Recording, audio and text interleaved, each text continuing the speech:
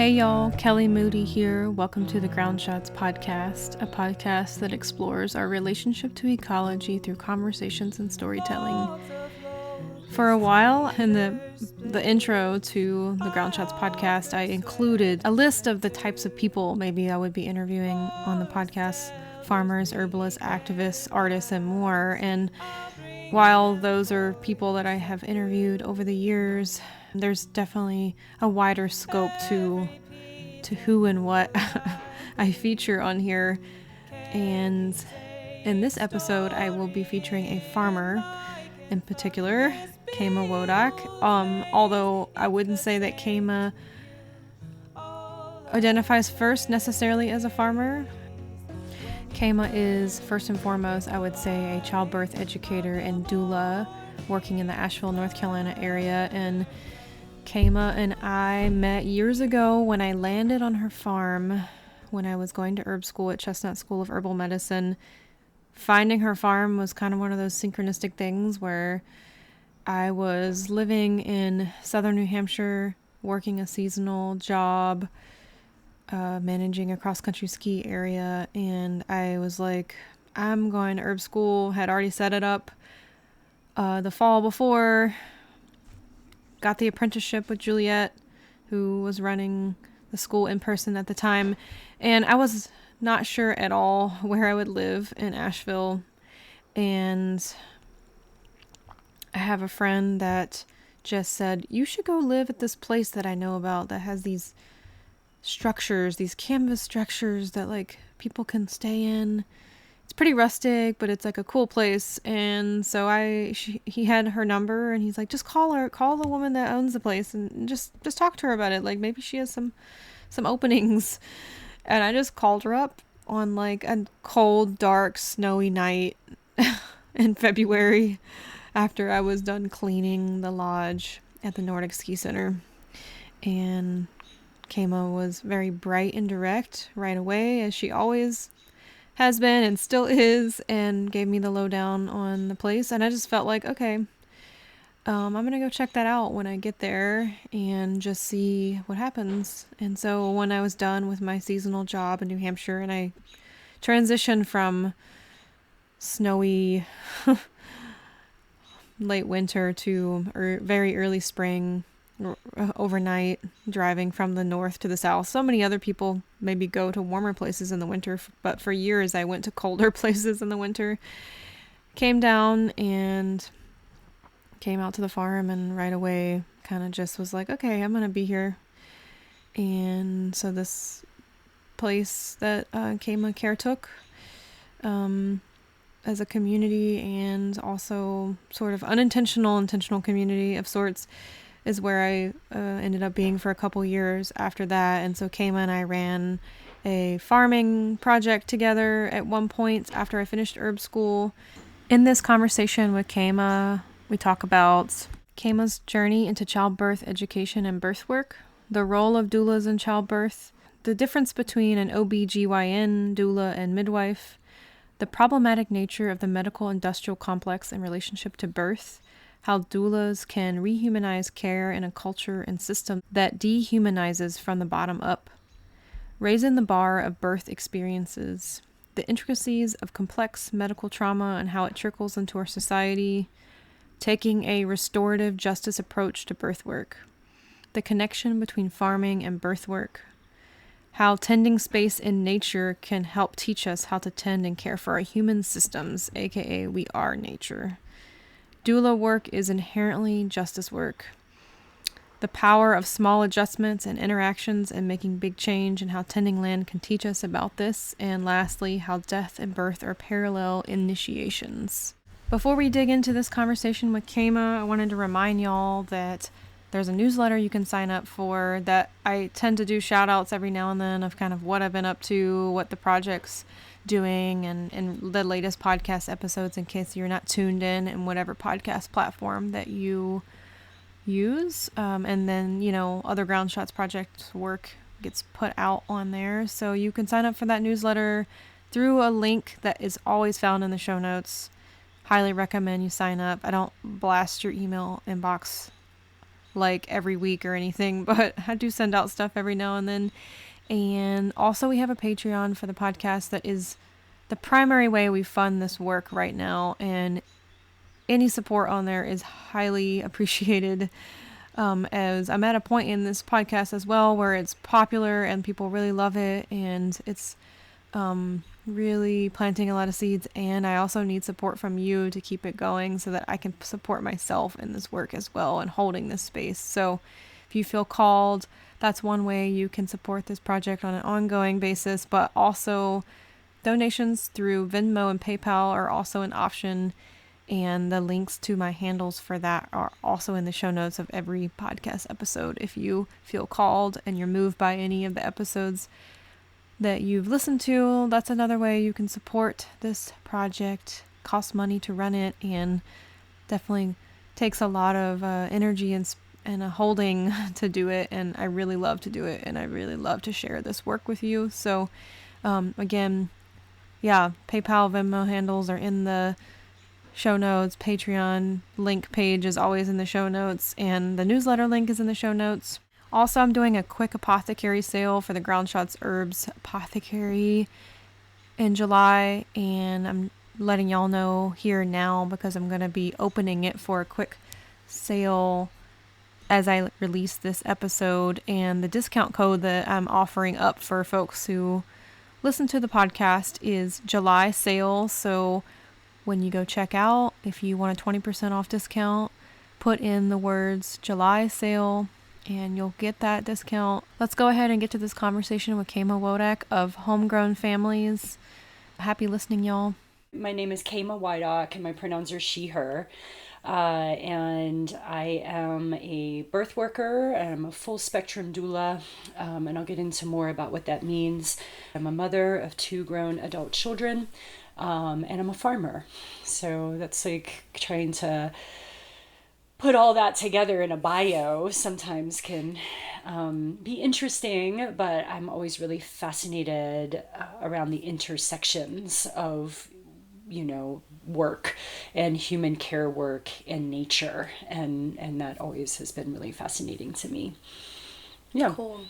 So a lot of what you've been doing over the years is educational work, which is really awesome. I did one of your doula trainings years ago, but I never attended any of your childbirth education classes. Mm-hmm, mm-hmm.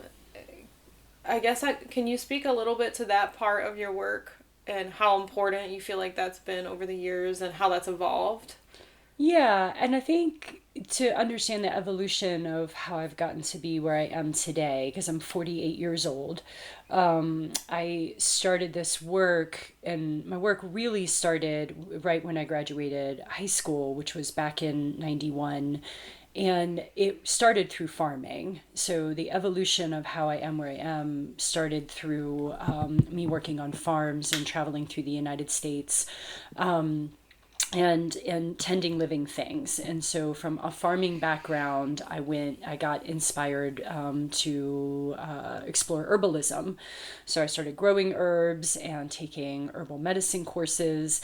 And then from there, I was drawn to reproductive health and reproductive, just learning about reproductive justice work in, 98, 99. And from there, moved into being interested in midwifery and understanding the roots of, women-centered care.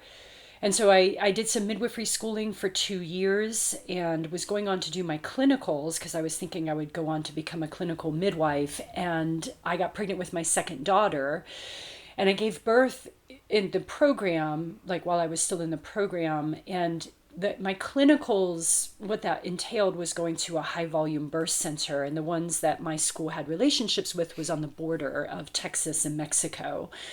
And so they were immersion, clinical rotations, and I just couldn't do it. I had a 4-year-old daughter. I had a 6-month-old.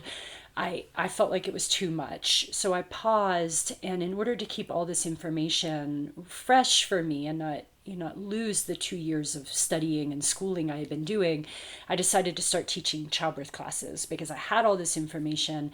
And at the time, I had been attending births with some midwives as a mentrice, but I'd also been partnering with some pregnant people and pregnant moms who were single, so they didn't have a supportive partner. So I'd end up coming into like that supportive doula role with them, and that's when I would attend childbirth classes with them. And I noticed that when I went to their classes with them, that the level of education was kind of, I was unimpressed, to say the least. And I kept thinking, like, I think I could do a better job with what was being offered at the time where I lived. And so that being said, I started teaching in 2002 childbirth classes, and that's when I really found my niche. And I realized that my gift, and I think everyone has superhero powers. My superhero power was teaching, and inspiring, and leading people to a table of, like, a buffet of information and resources, and just giving people autonomy to choose what was right for themselves and their family. And I think my work has been rooted in that every person that I see is the expert over their own bodies. And they're the expert over their baby's bodies. If they're growing a baby, I'm going to inherently assume them as the expert.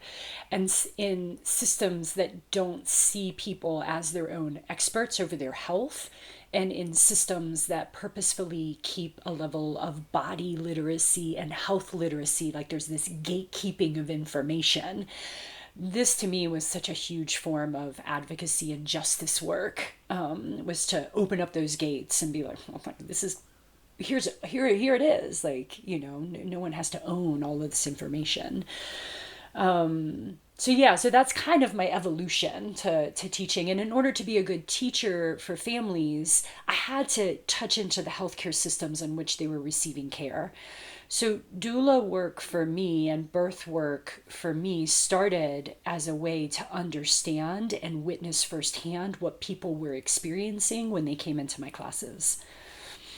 Yeah, I think a lot of people have a lot of fears, and can be a really stressful experience to get pregnant and then go and have a child, like with the way that it's set up, and that whole feeling that there's a lot of unknown, and that you won't have autonomy over your body in this moment of like intensity and like vulnerability.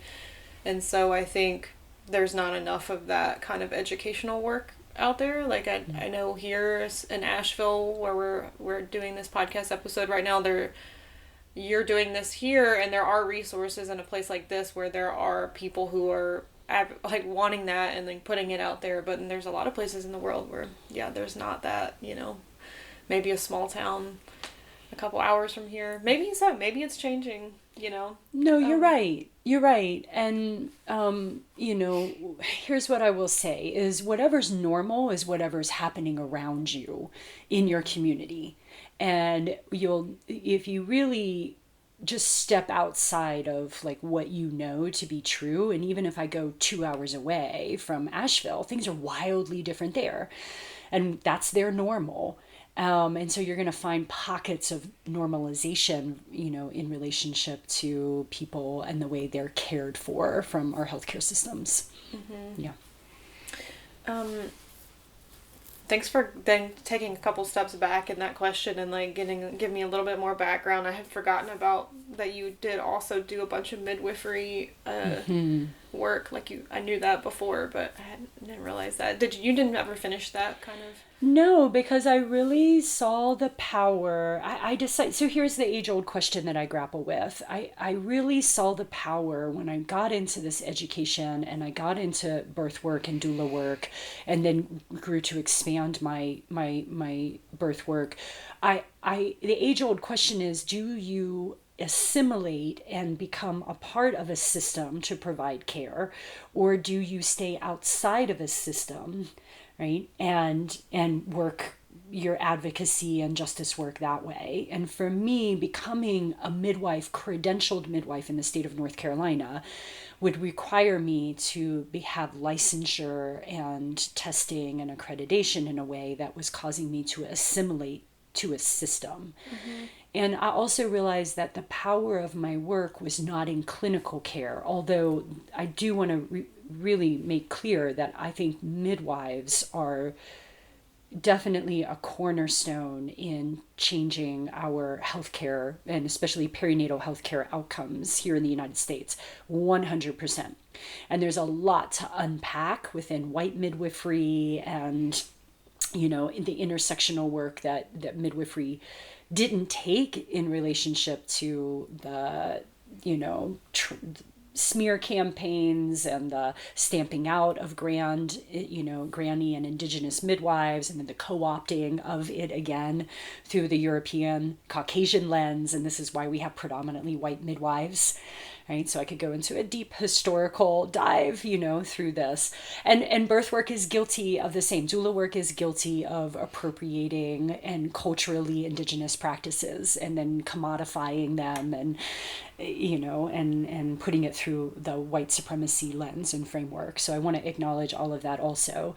However, I didn't go back into midwifery because I felt like I was most effective, and I see doula work as a grassroots emergent strategy that has more power because it bubbles up from the ground and it's very community driven. So within my work, you know, one of the basic pillars is build relationships first. And so doulas spend a long time because we're not limited by a healthcare system that tells us how long we can spend with a client. So I can spend time with a family. I can spend as much time as I want. Building that relationship, which in turn builds trust. It builds not only with me, but with their bodies, with their partners, with family members. And so, and inherently through this work, which is transformational, we are building strong communities.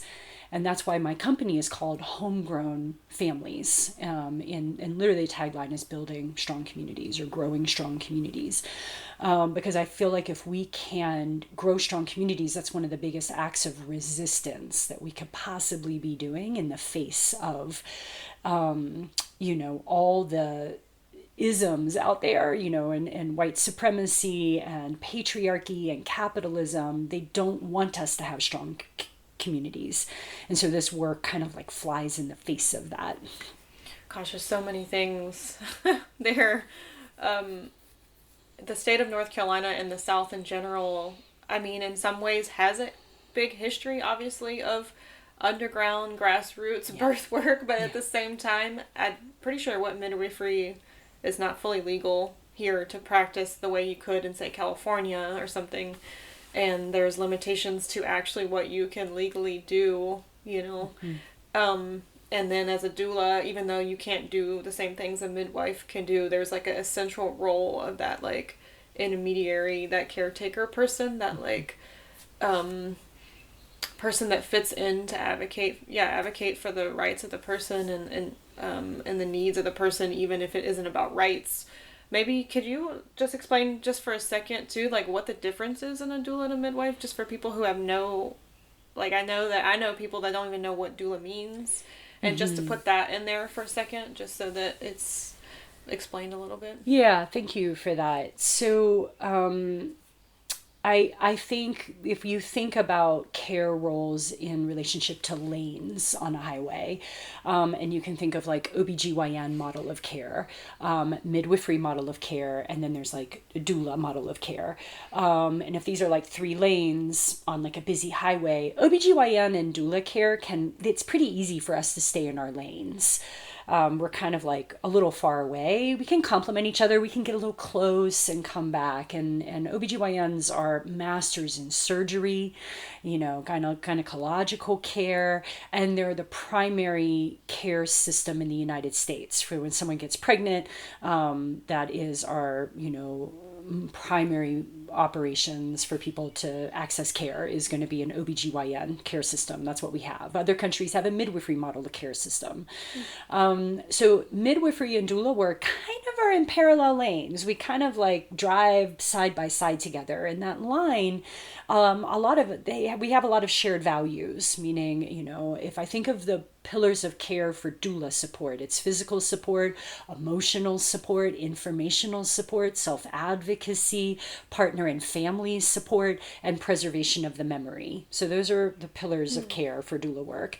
Midwifery will hold a lot of those same pillars of care and, you know, provide clinical care, blood pressure checks, you know, making sure cervical exams, making sure blood volumes expanded, blood work, labs. So they're providing all the clinical care to keep this pregnancy low risk and, you know, ensuring a safe passage for the birthing person and the baby, you know, into this world. So doulas don't do any of the clinical care. I don't listen to heart tones. I don't interpret lab results. I don't do cervical checks or blood pressure checks. So there's the difference is we don't treat or diagnose or provide clinical care where a midwife can prescribe and treat and diagnose and provides the clinical aspect. So both things are needed. Can a midwife do all of these things? Absolutely. In a system that supported them and paid them well and gave them the resources to do these things, yes. And so we get to North Carolina, which does none of those things, like none. And every state has different regulations on midwives. You know, you have certified nurse midwives, you have certified professional midwives, you have certified midwives, and then of course you have the pathway of direct entry midwives that don't go in through any, you know, accreditation or, you know, exam process to have a license. So it's the licensure that is different from state to state. What my beliefs are rooted in are direct entry, community driven positions and roles. And what has happened with midwifery was that when that was stamped out, you know, in a campaign from the 20s to the 40s and 50s, and midwives were, you know, smeared through campaigns calling them ignorant, dirty, you know, uneducated, causing harm, which was not true at all. And we had a white patriarchal OBGYN model of care come in and take that place. What happened was for midwives to re-enter into the workforce, they had to then assimilate into systems and structures that no longer supported that grassroots community nature of that work. Does that make sense? Mm-hmm. So where doula work is right now, what makes it unique is that we're still community driven, grassroots driven, direct entry driven. You don't have to have a degree. You don't have to have some type of like quote unquote formal education in order to be effective, to make change in your community, in order to be what I call a disruptor, right? To like just kind of drop, you know, a piece of a rock into a gear system, and the gears are like, wait a second, like what's going on? Like that's what doula work does. And I love it. I love that anybody can do this work, and you can doula anything, you know, it really truly in our community, right? These pillars of care can be transposed onto any situation. Yeah, the medicalization of childbirth, and it being treated as like a disease or something sometimes, or like a sickness or illness, is always not sat right with me. And like it's accepted as normal, like you said, it's like a part of the culture of the society we live in. And in some ways there is a place obviously for like mainstream medicine and all of the things that it can do for us, right? Absolutely. You know, emergency situations, it's like huge. And it's like also now at the lens that we look at, and needing, there's obviously a need. There's so many people that have had so much trauma around childbirth and like not had very good experiences and have had physical things happen to them that are with them for the rest of their life. That there is obviously so much of a need in so many ways for there to be some kind of compromise, or like, yeah, there needs to be a shift. And as doulas or midwives, together or separate, having to kind of like insert themselves into a system that now is like, you know, has anti-women sentiment or anti-Black sentiment or anti-Indigenous sentiment at times, like, inherently built into it, and then having to come in and like be like, okay, how do we shift this with that like that like kind of pressure, that force all around. And I think I really appreciate what you said about doulas as like this interesting role that can happen a few different ways in order to do that, and in some ways it almost makes it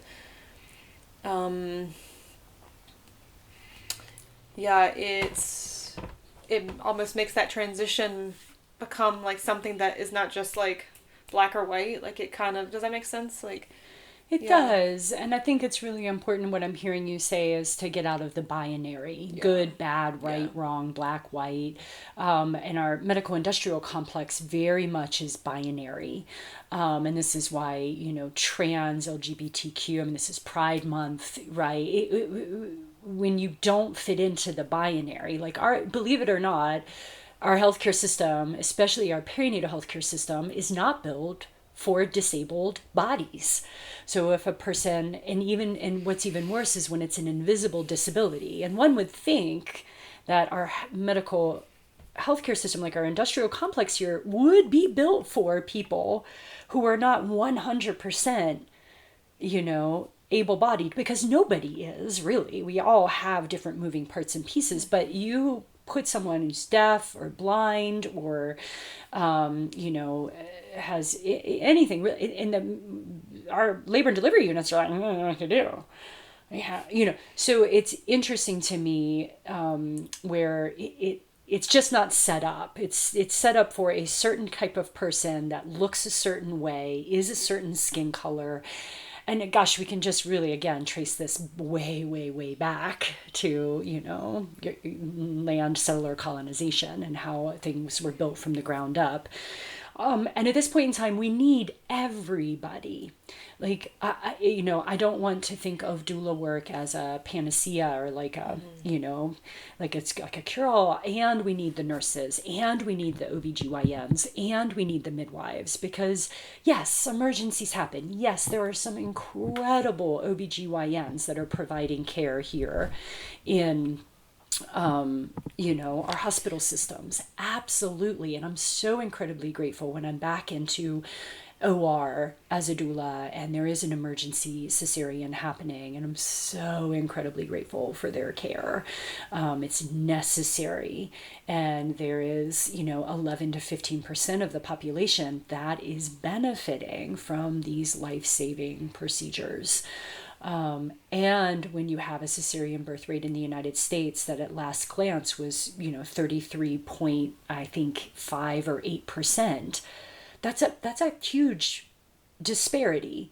And I want to be really clear here. A disparity just means that there's a difference, right? Between like, okay, these are the people that the World Health Organization says could benefit from this, that without these technologies and interventions would die in childbirth, or the baby would not make it, versus we have this 33, almost 34% cesarean birth rate here in the United States. So the difference there, and when does that difference become an inequity? When is it unjust and unfair? And what populations is this disparity targeting through, and is it turning into an injustice? Because that's what I'm curious about. And so if you tease out that number, well, is it disproportionate to Black and brown bodies who are having overuse or misuse of this technology and intervention? And instead of it going from a place that's helping, is it going into a place of harming? Does that make sense? Mm-hmm. So I just want to acknowledge sometimes people will go for the messenger, and I go out to the system, right? Not the people that are working in the system. We have to look at systems. And then from there, I also want to say we do need everybody to move the needle, not just doulas or this one pathway of an emergent strategy. Mm-hmm. Yeah.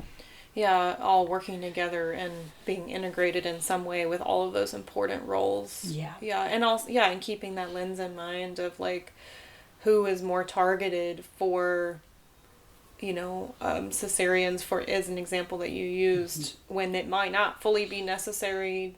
Why does that happen? why does someone feel like they have to do it even though it might not be fully necessary, and they don't trust, that they maybe don't want to do that. It's like all of those things.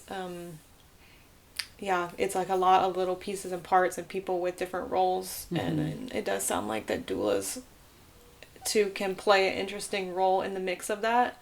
Have you felt like welcomed into hospitals, or do you feel like sometimes there is a resistance to the players in a hospital towards what you as a doula would do in that space? Or has it changed? Has it gotten easier? And obviously you've built relationships with people and places, so that has helped, but I'm curious how that is, like, just coming into that space. Yeah. I think, again, I have to go back to whatever's normal is whatever's happening. So, and depending on the communities in which people live, and depending on if they are doing some type of doula or birth work or reproductive justice work, it will depend on how much education is in the community. So the thing to think about here is that not do hospitals welcome us, but do consumers ask for us? So this work is very consumer driven, and change always happens from the ground up. So when consumers are asking and, demanding change in the healthcare system, that's where change happens, because it kind of motivates the middle.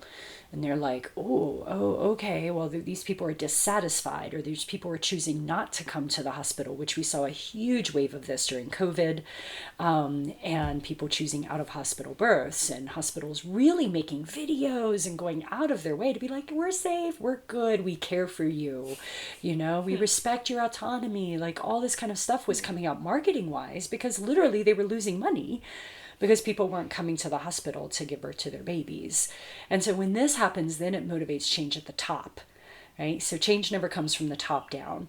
So when I think about, how have hospitals, do they welcome you? Well, it's kind of like the schoolyard, playground example, where Billy's on the playground and he's by himself and none of the kids will play with Billy. So the teacher comes over and says, hey, you got to play with Billy. And so the students are like, okay, Billy, I guess you can play. So at first, that's the way it was. Like, consumers came in and they're like, I'm bringing a doula. And so when consumers are like, this is what I want, this is what I'm doing, like, staff is like, okay, I guess we'll play, and this was back in the 90s. And so at this point in time, it was the consumers that moved doula care to the forefront. And then once, data came out, because it's all about data. And when the studies and the research came out that showed how doula care, providing, basic humanity, and reinfusing that into a system that dehumanizes people when they come in. And I'm not saying individual people. This is where people have a hard time and they get really defensive. There could be a nurse listening to this and she's like, I don't do that. Yeah. But that's the same thing of me saying, that like, there's this, sea of racism that we swim in, but me to be like, but I'm not racist. Yeah. Like, I get it. And I love nurses. They're the heartbeat in our healthcare system, and they're the most overworked and underappreciated part of our medical industrial complex. Like, I get it. And, when the data came out, it really showed that these pillars of care created huge changes in health outcomes. We get a 28% reduction in, primary cesarean birth rates. That's incredible. We get a drop in Pitocin use. We get shorter labors. We get less pain medication. We get increased satisfaction on the other side. We get less NICU admissions, increased breastfeeding rates, literally by our positive presence and being with people, not coaching them, not telling them what to do, but really looking at them as their own experts, giving them a level of body literacy and health literacy, listening to them and valuing their human experience while they bring life into the world and build their families versus, at least you have a healthy baby.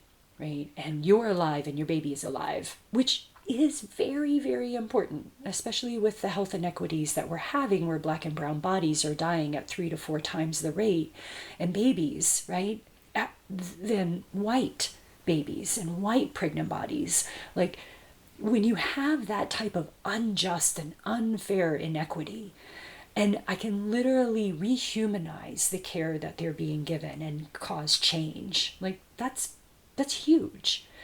Does that mean that this type of rehumanizing our care, can that happen through anyone? Yes, if there's a system that supports it. Yeah. Can a nurse cause these changes? Absolutely. But does she have the capacity, and is she resourced to do it? No. Not on her 12-hour shift, not the amount that she has to chart, not going from room to room. Yeah, it's like almost a doula is a bridge between that mechanicalized, medicalized world that is necessary and isn't built for people to be able to care the way they might want to as individuals, right? Yeah. And, you know, if a nurse is on the last hour of their shift and there's someone in need, it's like there's not so much you can give as also another human being. And I think about capitalism as another element in this, because often birth or any number of things that can happen in a hospital, the hospital has to, you know, hospitals are, some of them are nonprofits, some are for-profit, so they're all different. I don't fully understand why, how, and what that affects what's happening in the hospital. Mm-hmm. Maybe you know more about that than I do, but like, you know, there is still this like thought process around money. You know, obviously if someone's taking forever giving birth, there's like an incentive to be like, okay, let's just let's keep going so that we can move on to the next thing. We need that space. Let's move on to the next thing. And for a person, and maybe that's not always what's happening in that system, but like you said about humanization, having a doula or someone advocating there saying, wait a minute, slow down, like, this needs to happen. You know, we have to keep in mind that like this person wants to like take the time that's needed or whatever it is, you know. So I think a bridge between that like systematic thing that's influenced by capitalism and, you know, just like some home birth in the woods or whatever, you know, there's like this drastic thing. And I think utilizing the resources of a hospital and having like softness in the person's like individual needs, it seems like that's a really important thing. So and I want to bridge back too, because what when I hear you say that, I think of, you know, that healthy birthing person, healthy baby, right, is the number one most important outcome of this process. And it's not the only thing that matters, right? Because when a person feels broken and dispirited and traumatized through their experience of pregnancy, birth, and postpartum, right, we still give them a baby to care for. And they're supposed to raise that baby, feed that baby, love that baby. And if they feel resentful, angry, disappointed in self, they have a lot of self-criticism, they feel like a failure. Now, you know, what kind of parents are we raising? What kind of generation, you know, are we bringing up? And so I want both of those narratives to be able to coexist, that we can have people that feel satisfied from their birth experience, whether they give birth in the woods or they choose to give birth in the hospital or they give birth at a freestanding birth center. Like, my job is to increase satisfaction. I don't really care where you give birth. I want you to give birth in a place because that's where you want to give birth, because that's where you feel brave and that's where you feel strong. And people's needs to feel brave and courageous and strong is different across the board. Some people need more technocratic approach to birth. They've had a history of miscarriages. They've had a loss. They feel better in a hospital. I need to listen to that baby's every heartbeat. And some people need to be as far away from that as possible. But what I don't want it to be driven by is fear. Fear-based decisions are poorly made decisions. And so I want people to be able to make informed choices from a place of like groundedness. And I just want to also acknowledge that engaging in our medical industrial complex to go in and have a baby and to come out and say, I'm alive and my baby's alive. Like, that's the floor. Like, that's the fucking floor. Like, we should be able to go into our healthcare systems and not just say, oh, I made it out alive. We need to be able to go in and say, you know, I had a really amazing experience also. Like, and so that's really important that, you know, when we do this work and this community-driven work, is that we're raising the bar of our expectations. Because right now I feel like our expectations are the floor. And that's really important. And there's some amazing people doing this work here, you know, all throughout the United States. Like Dr. Neil Shaw has this whole movement called, I think it's like #expect more. Like, and I think that's really important, that we expect more and that our consumers expect more, because that's where change happens, is that grassroots, you know, bubbling up. And that's what I work for. That's why I do this work. I do it so that when my children and their children need to engage with our healthcare system, it's a place that they feel brave, that they feel strong, that they feel seen and heard and valued and respected, and that anybody, right, can go in there and have those basic human needs. Like, these are needs that are just hardwired for us to feel heard, to feel seen, to feel valued, right? That those needs can be met, and we're not fighting to have that happen. I know for me, and this is just me, like, hospitals are fucking terrifying. Yeah. Like if you think about birth as this, like, process that is so vulnerable and so primal, and then for a lot of people, not everyone, like you said, going into a sterile, cold, fluorescent light space where you're treated like an object, or not listened to, or told you're a problem if you, like, speak up for yourself, or all these things. And how do you have a good experience? Yeah, like the anxiety of that, or the feeling of not having control over yourself, or the fear, all of that stuff. I feel like,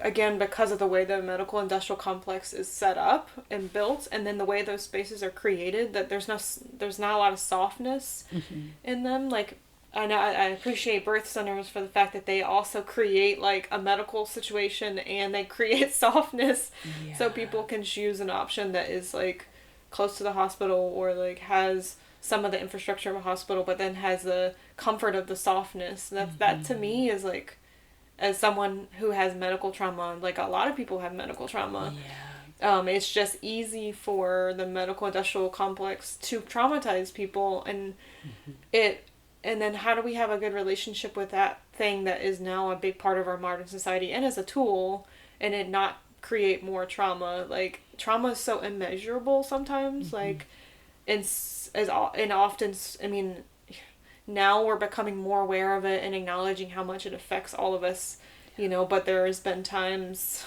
not that long ago where it's like,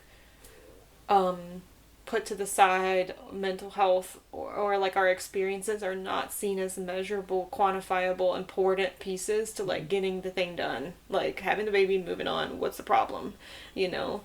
But, like, the more that trauma is perpetuated and just sort of allowed, like, as the normal, like, then we're not going to really change all the things that trickle from that, you know? And so, like what you're saying, like, if someone doesn't have a good birth experience, then they have to raise a kid, like, and then that kid becomes a human in the world, and then, like, it just carries on, you know?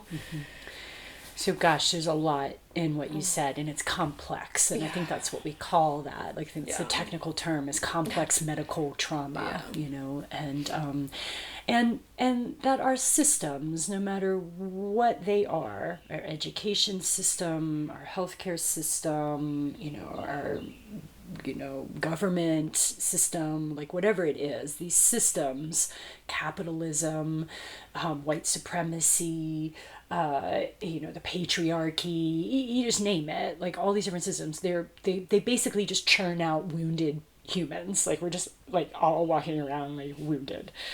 And so, and then we're wounded, and then we're going into a system to receive care. And so it's complex. It's a messy narrative, and there's no easy answer. If we knew the answer, we would be doing it. And this is why we're taking like a multifaceted approach. It's a multifaceted problem and issue. I really appreciate your use of the word soft. I actually am just going to kind of like tuck that down in and carry it with me. Some of the ways that I'm really excited about creating change are very similar to, you know, restorative justice techniques, and in relationship to how do we take a person that's engaged with the healthcare system and there was like trauma there, and then how do we, you know, give space for that person to have voice, to speak to that trauma in order to bring a level of restoration, right, and healing to them, and so that people who are in the clinics hear it, right? That's what restorative justice is. Wherever the harm, the person who's been harmed, they, you know, talk about it, you know, everyone feels seen and heard, and then move. And so a lot of the work that I think that I focus on is surrounding, you know, institutional racism, and trauma-informed care when people are touching in. So at this point in time, a lot of my work centers social determinants of health, and, you know, implicit biases when people are engaging in the healthcare system. And then we can take this restorative justice approach and apply it to creating clinical shift, meaning that if people who are engaging with the healthcare system have a place to process with the people that are providing care, and we're sitting around a table.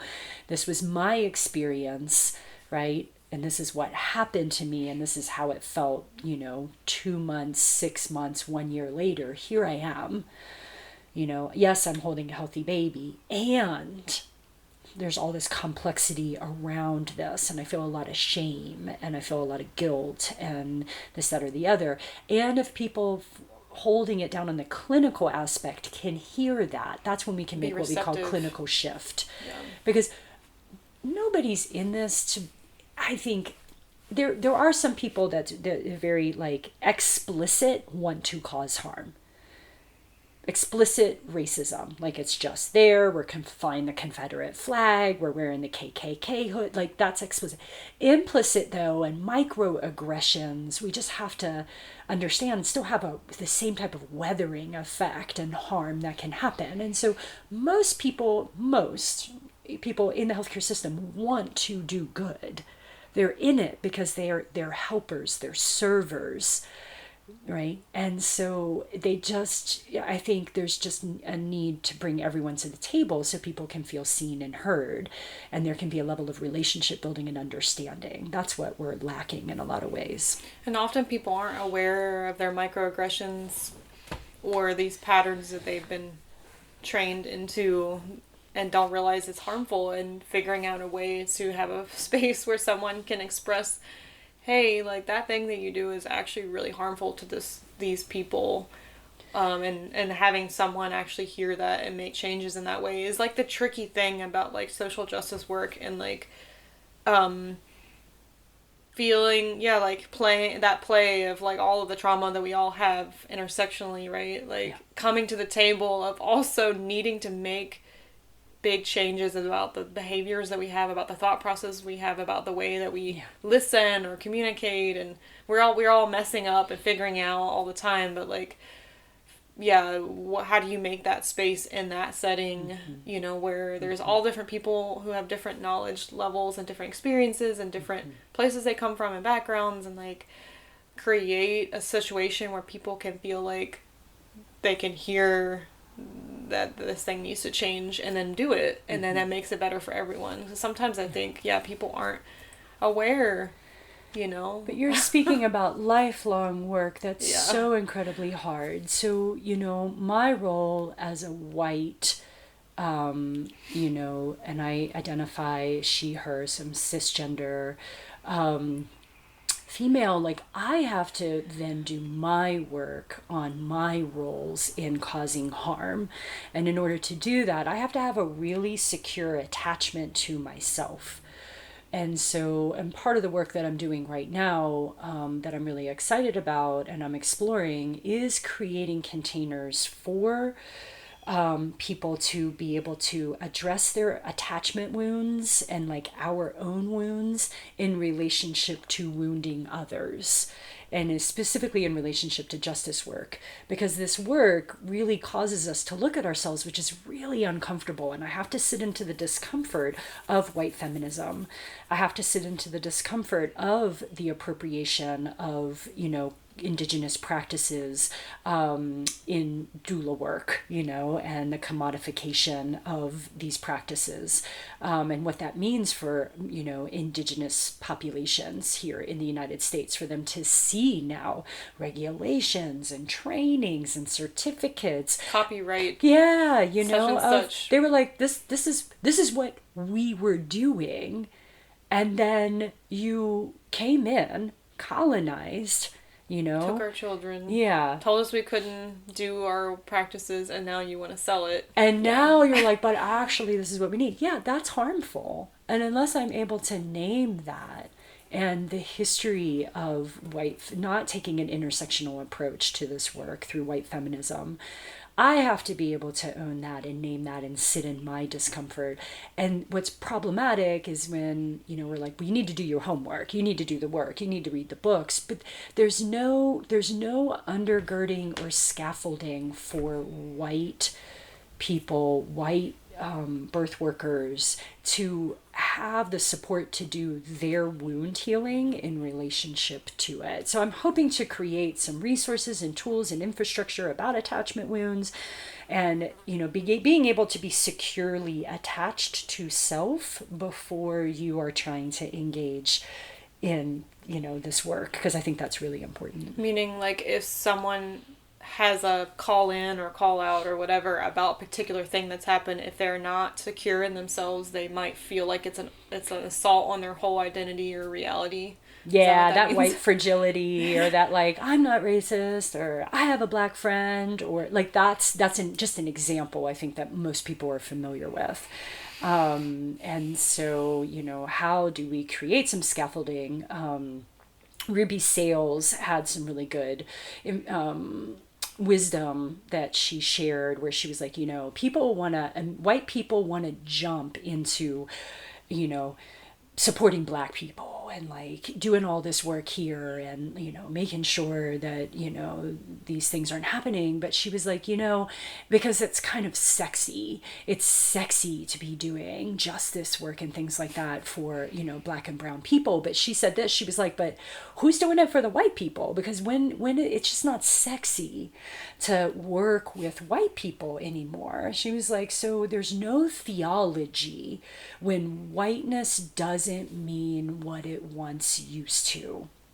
And so when people, and you hear this a lot within this work, people grapple with their whiteness, they're ashamed to be white, there's nothing to be proud of as a white person, and yada, yada, yada, right? And so, and this paralyzes people into, they're going to do the wrong thing, say the wrong thing, and things like that. So then you get this perpetuation of microaggressions and implicit biases, because people don't have the scaffolding in order to do their own work in relationship, which just causes a huge amount of discomfort. And having the tools and resources to sit in discomfort is really important.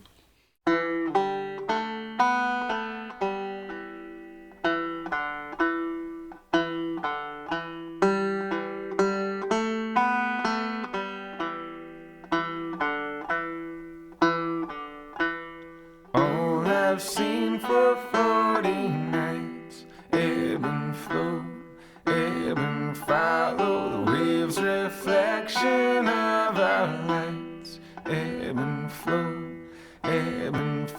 how small I am in this wide world, ebb and follow, how a mind can come unfurled, ebb and flow, ebb and flow.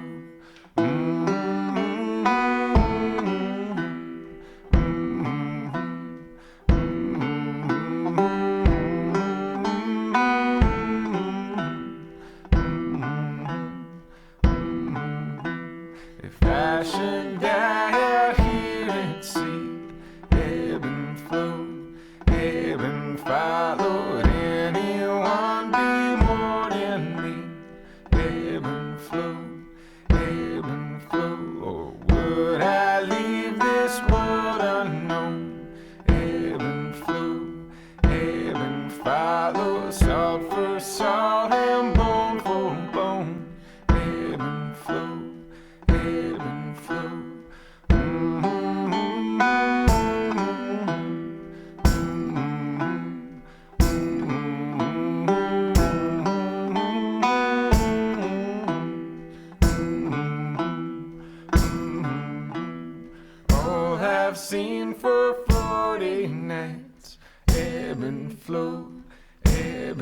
follow the waves' reflection of our lights.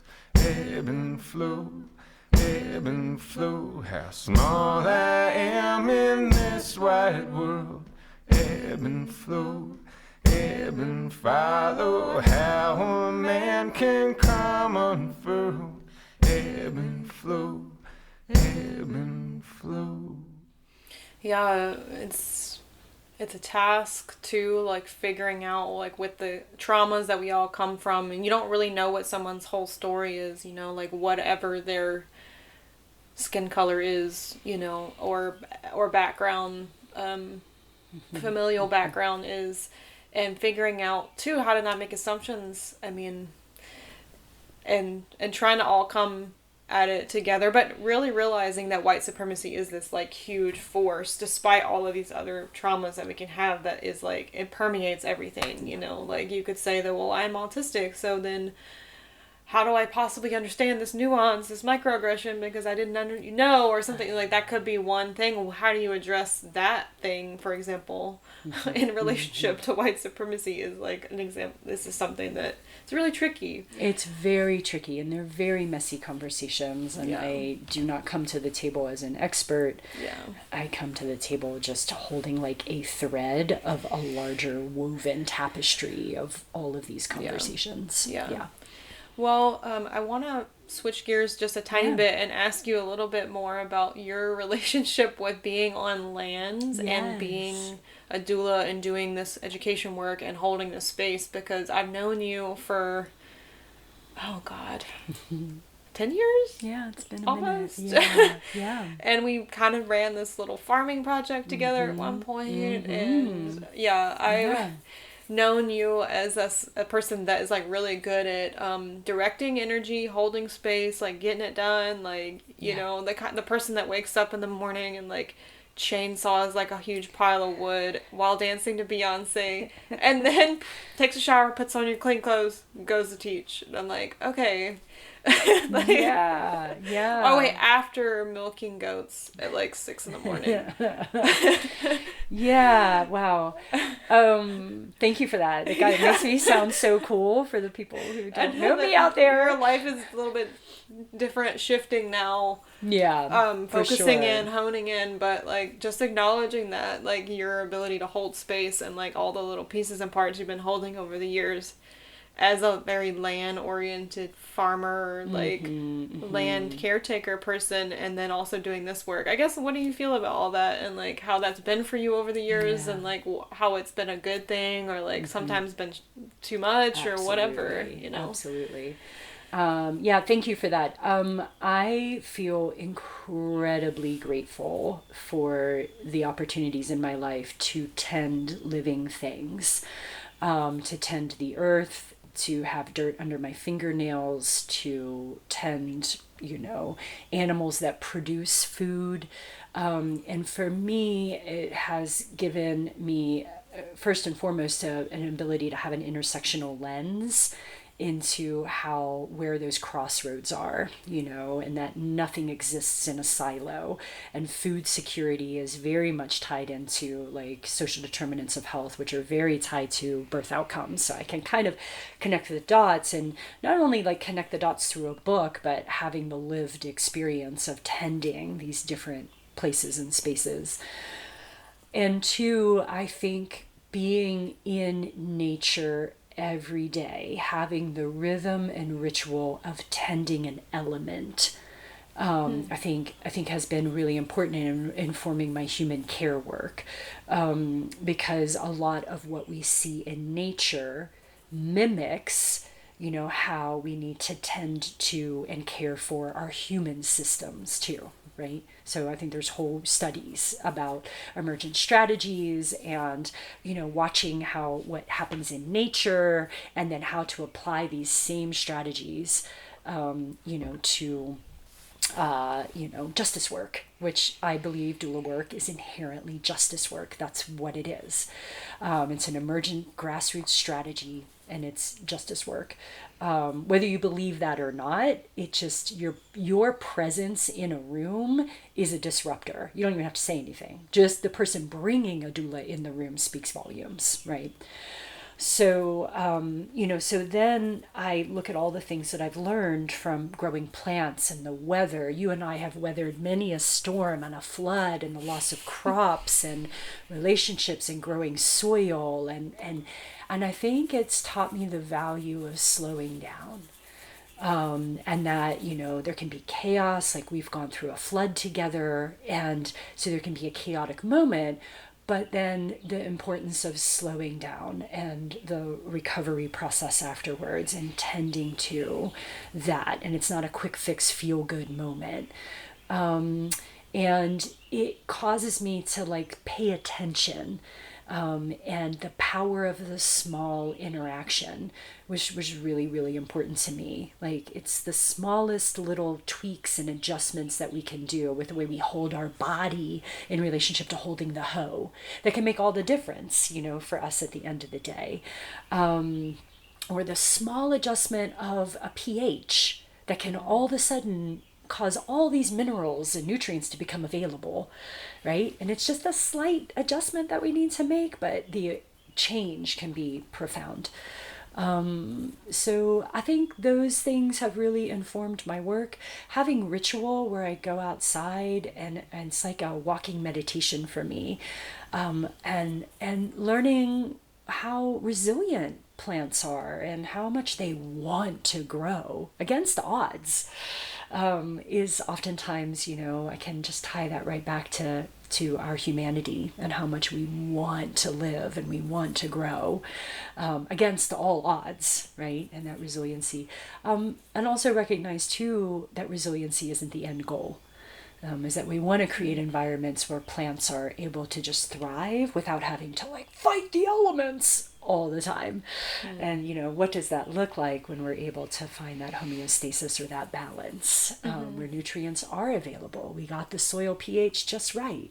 The blueberries are just gonna come, right? And we didn't have to work so hard, and things bloom because there's ease there in that process. So I've learned so much about community, about pollination, about bearing fruit, about grounding and being rooted and self-care and all of that by just watching and growing dry corn, right?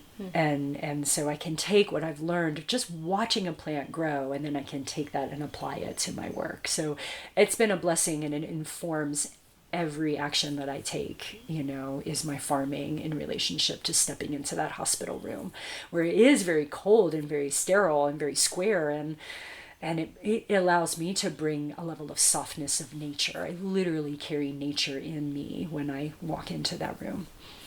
Yeah, those subtle nudges of what we can do as people who move through lands anywhere it is, whether it's in your backyard in the city or here, we don't always all have access to it, but and that's a whole other thing too, but oh yeah, what if you do have access to it, and taking the lessons of what that experience is, and then being able to use it as a way to help other people or to be in a better space to hold space. I liked how you talked about just the lessons of the land and how they inform us. I remember when that flood happened that we had this freak thing where the creek came into the garden and took a bunch of our soil away, and how it was shocking because we've been tending these little babies and preening them and putting manure on them and doing the things, and all of a sudden it's all gone. It's gone. I remember sitting on the split rail fence with you, and we were like, fascinating. What now? What now? Yeah. And then once the flood subsided, there were some plants that lived, and we had to make biochar, and we had to add more soil. It was it took some time to figure it out, but I remember that also being a poignant moment of life can be like that, where you think it's going one way, you're doing a good job, and then something can come in and swipe it.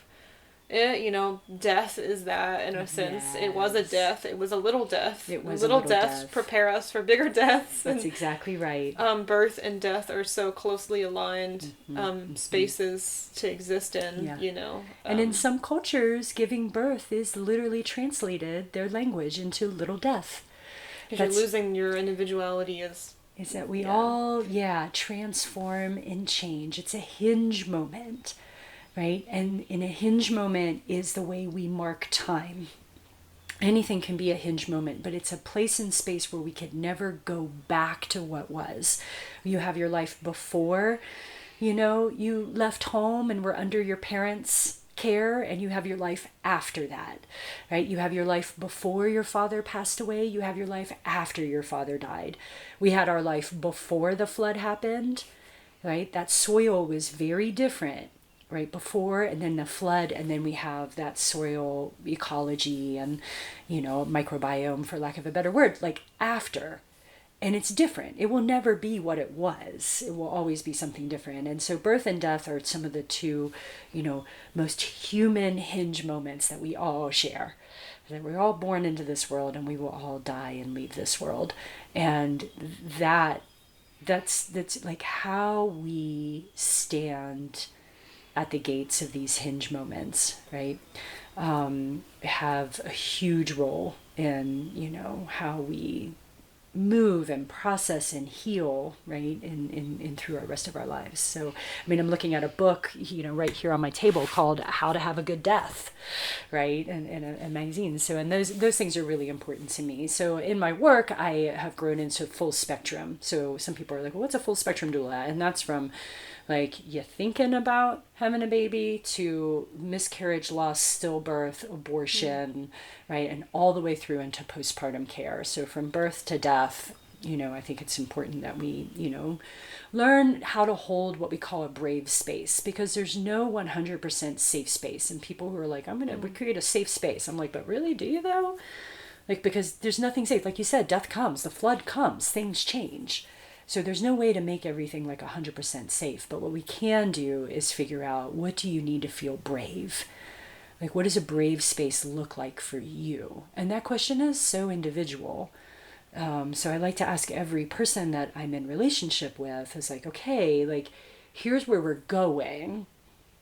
How can I be with you? I'm going to be companioning you along the way, just walking that trail with you. And I think it's important too that we don't frame this work of giving birth and becoming parents, because people will be postpartum for the rest of their lives. My oldest is 24 years old and I'm still parenting. They still called me yesterday crying. And so how do I still hold space, for them? It just looks different. It changes. And so, how do we create containers and hold space for families along this continuum? Right. More bravery. We all need to have some amount of bravery, right? Because we can't have completely safe spaces where we're never triggered. Like I'm always thinking about that for myself. Mm-hmm. Like, okay, there's a loud noise. I'm triggered by that, but I gotta live with it to a degree. Mm-hmm. That nudging that you're talking about with like tending lands, instead of having to nudge so far or like push so far to get something to be more in a sense of thriving. I like then talking of the way you were speaking about like the little nudges. The little nudges do require some discomfort and some bravery, but it isn't traumatizing necessarily, though those moments can come to a degree. And how do we weather them in so many life ways, but also with birth and death and these things that are just essentially a part of being on this earth as human. Creating that space of needing to, we all are, what's brave for each of us, and how can we make it in a little bit easier of a nudge experience, I like that word, the nudging thing, because, you go over there and you like look at your pepper plant, you're like, okay, it needs a little bit more of this, and okay, I'm going to come back tomorrow and check on it again, and like, okay, a couple more days later, I'm going to check in again, pull up some weeds, like, hey, you'll be okay, like, I'm nudging you along, it's like, and that too, with all these other parts of our lives, like, and, it's, I think in a quick fix, feel good culture, and especially with the rise of social media and like it's just constant onslaught of like quick fix feel good messaging kind of things, I think if we go back and look at that pepper plant when we planted it, I gotta wait a long ass time to get that pepper, and I'm gonna have to make small adjustments along the way in order to have the fruit of that plant. And so slowing everything down, being able to be in slower, more mindful relationships, not having relationships be transactional, looking at them as transformational, is really, really important. In the hospital system, our medical industrial complex is very transactional. And I think the work of doula work, the work of midwifery work, the work of any human care work is to make these relationships transformational. Well, what's happening with your projects moving from now into the future? I'm curious. You're going on the road this summer. You're not farming this year. No, for I'm like not the first farming time in this years. year. Yeah, for the first time in a really, really long time. I will say since probably 2003, I've been farming steadily. And even before then, you should like working on other people's farms and things like that. But I am going on sabbatical, which I'm really excited about, and it is me being mindful of grind culture, of capitalism, of burnout, of needing to regroup, and a couple of things. One, where I am in my career, coming into my midlife, almost 50, I am at a place of reevaluating and looking at the generation coming up behind me and looking at the generation ahead of me, because one of the things that I'm most interested in is cross-generational collaboration. And so what does this look like for this generation of 20-somethings? Because I'm a doula trainer. I've been training doulas since 2008. I still do this. I'm sorry, not 2008, 2012. I've been training. I was certified in 2010 and really started actively really training in 2012, and it's 2021. What does that look like in relationship to all these 20-year-olds coming into this work? Because there's a whole generation behind me. And then my generation that's been doing this work since the late 90s, early 2000s, and then this generation before me that started this work in the early 90s, right? So what does this look like? And each one of us holds a piece of the solution and how to make this work. And so I'm at a place of just pausing to see, like, where can I be the most effective? I'm still actively attending births, but gosh, I'm kind of tired. Like I like sleeping, and so I had a really busy last 3 or 4 months attending a lot of births, and I need a little bit of some time off there to reevaluate. My work is teaching and training doulas. My work is in advocacy. I'm the strategic doula advisor for Sisters Caring for Sisters, which is our community-based African-American doula program here in Asheville. So I'm in like more strategic advising and listening roles. I have been an adjunct instructor at our local University of North Carolina here in Asheville, leading a doula training course over a semester for college students, and they've asked me to come back for spring 2022. So I'm in a place of reevaluating and where can I be the most effective. Through COVID, I let go of my brick and mortar in town, so I don't feel as rooted. So this summer is dropping into people's communities and me taking time to build relationships and learn more, because like we said at the beginning, like whatever's normal is whatever's happening. So what's happening in your community?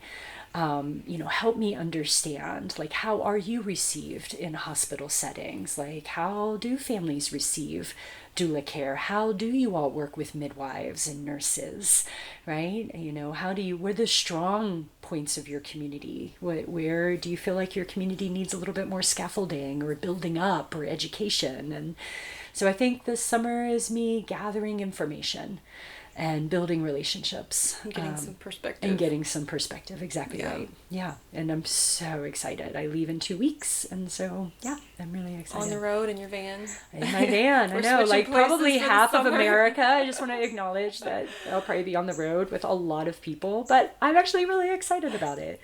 And I'm open and I have no expectations, none. And I think that feels really, really good. So cool. Yeah. Well, how can people find you? You have some online spaces that you inhabit and do stuff in. So, like, how can people kind of look into that and see what you're doing? And Yeah. So a couple different ways. Number one, of course, my website, my company is Homegrown Families. So AshevilleHomegrownFamilies.com.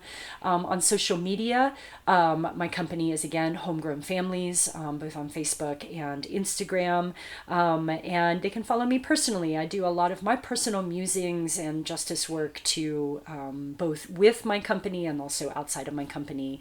And I don't know whether you have written transcripts for your podcasts or somewhere. My name is a non-traditional name, so I'm Polish, but Chama Woydak. So it's spelled Chama, and my last name is Woydak, and they can find me on Instagram and Facebook. Cool. Yeah, I'll put that in the show notes written out so that Great. people can click the link and it's there. And Great.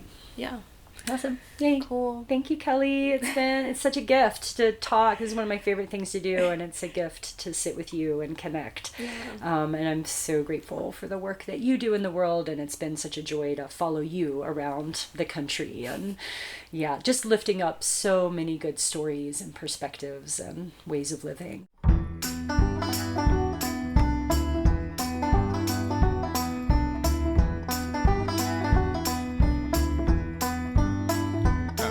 My fingers to the bone, not a pretty little penny have I got to show. I ain't looking for much, just a little bit of rest by the side of the road. I lift my voice to the forces above, the lords of labor and the goddess of love. Ain't I been a good, hard working, faithful servant and son?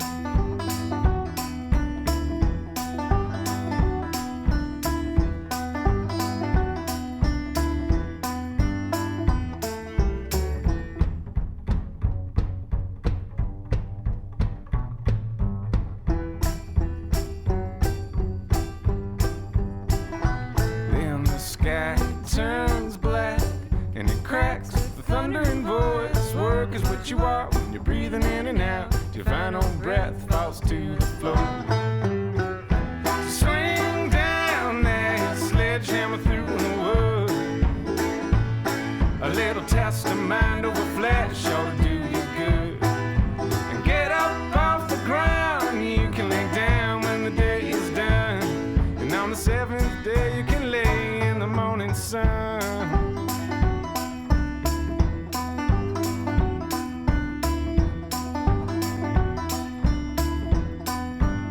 I wanna make my home on a mountain high, just me and my lover in the big old sky. I ain't asking for much, just a little bit of rest for the day that I die.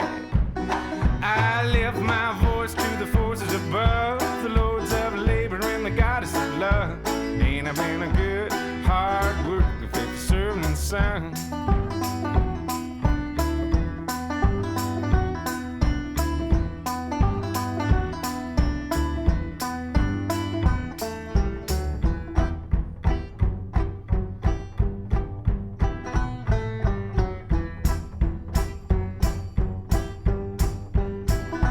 Then the sky turns black and it cracks with the thundering voice. Work is what you are when you're breathing in and out. Your final breath falls to the floor. So swing down that sledgehammer through the woods. Work is what you are.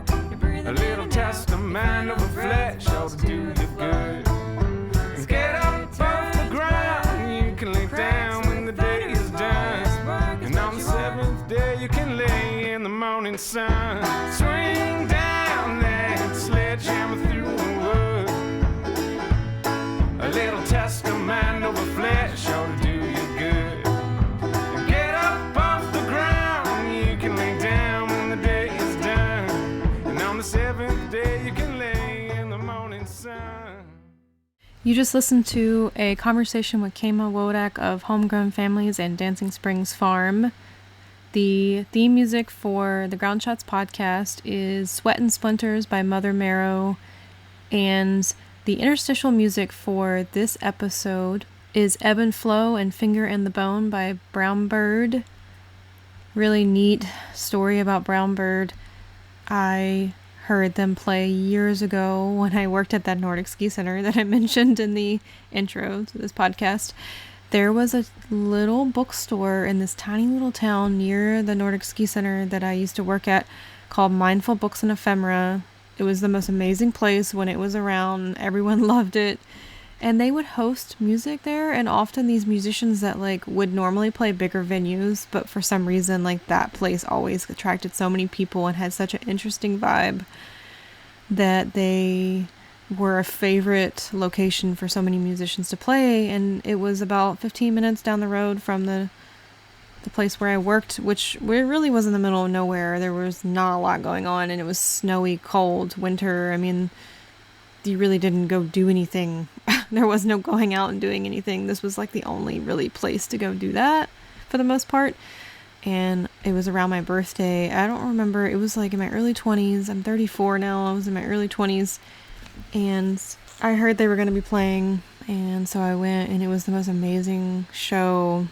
And Brown Bird doesn't play anymore because one half of the band is passed away. And I just think the legacy of music that they left to the world is really beautiful, and I treasure it a lot. And I listen to that music and think about those winters I spent Nordic skiing through the hemlocks and fir trees and the yellow birches, and my time in that cold snowy north. So thanks, Brown Bird, for making that music and allowing me to feature it here on the podcast. I like to wrap back around to things like that I've had connection to in my life here. Don't forget to support the podcast on Patreon at patreon.com/ofsedgeandsalt. And until next time, y'all, thanks for listening.